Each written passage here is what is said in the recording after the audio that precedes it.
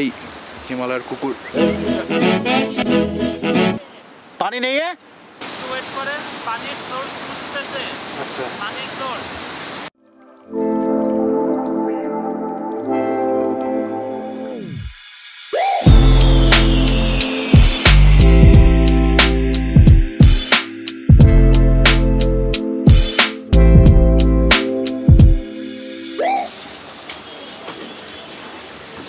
भैया दो दही देना।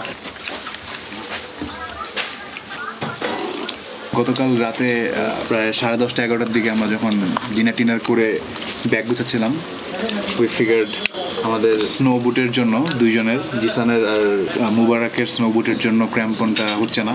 বুঝতে পারি যে আমাদের আজকে সকাল 8:30 9টার সময় একটি রওনা দেওয়া হবে না। সকালে উঠে ব্যাগ ট্যাগ গুছাতে আমাদের প্রায় 10টা 10:30টার মতো বেজে যায়। অ্যান্ড এসে আমরা জানতে পারি যে আমরা যে পোর্টার সাথে কথা বলেছিলাম সে অলরেডি চলে গিয়েছে অন্য একটা ক্লায়েন্ট নিয়ে।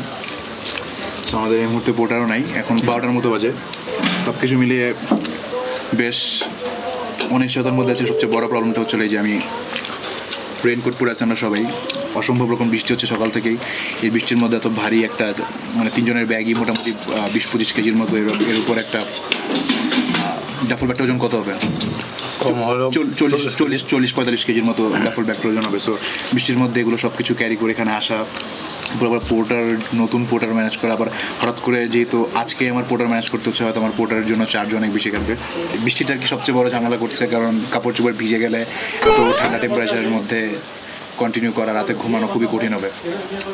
সো দেখা যাক কী হয়।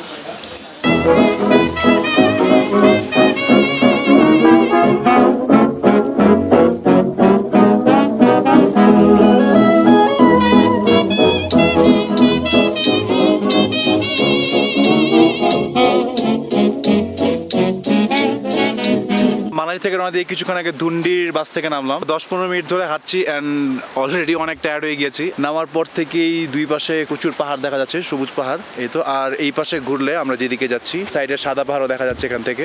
আজকে আমাদের প্ল্যান হচ্ছে বকরথাজ যাওয়ার, কিন্তু অলরেডি প্রায় 2:30-3টা হয়তো বাজে। সো খুবই কঠিন হবে আমাদের জন্য যাওয়া, হয়তো সন্ধ্যা হয়ে যেতে পারে। অলরেডি অনেক ঠান্ডা পড়ে গিয়েছে, সবাই হচ্ছিল 2-3টা লেয়ার করে পরে আছি। ইনি ছিল নরেশজি। হ্যালো নরেশজি। উনি আমাদের পোর্টার, উনি আমাদের সাথে আগামী 2 দিন থাকছে অ্যান্ড আমাদের সব ধরনের সাহায্য করবে। রাস্তাঘাট আমরা হয়তো চিনি না, জিপিএস নিয়ে আসছি, বাট স্টিল এখানকারটা লোকাল মানুষ থাকলে সবসময় অনেক সহজ হয় ন্যাভিগেট করা। এই হিমালয়ের কুকুর।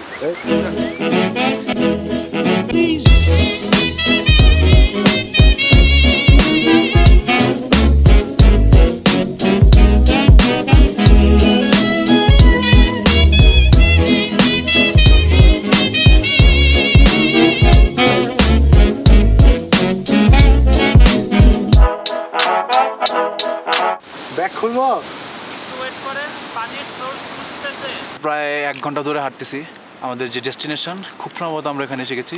ক্যাম্প সাইট খোঁজা লাগতেছে, বিকজ এখানে আমরা রাতে থাকবো। অ্যান্ড ক্যাম্প সাইটের দুইটা খুবই প্রাইমারি রিকোয়ারমেন্ট হচ্ছে সমতল হওয়া লাগবে, আশেপাশে পানির সোর্স থাকা লাগবে। পানির সোর্স বলতে ড্রিঙ্কেবল ওয়াটার, টয়লেট করতে পানি লাগবে, রান্না করতে পানি লাগবে।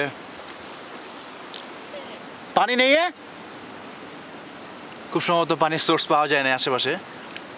আমাদের যে পোর্টার আছেন উনি আশেপাশে একটু ঘুরে এসে দেখলেন, আমাদের হয়তো আবার হাঁটা লাগবে কিছুক্ষণ।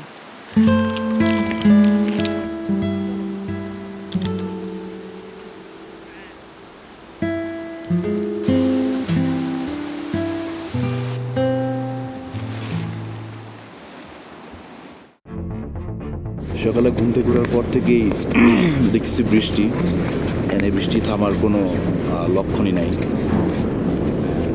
আমাদের টেন্টের ভেতরটা ইউজুয়ালি মানে অনেক বেশি বৃষ্টি হলে একটু ঘামা শুরু করে, ঘামা থেকে আমাদের দেখা গেছে স্লিপিং ব্যাগও একটু করে ভিজে গেছে।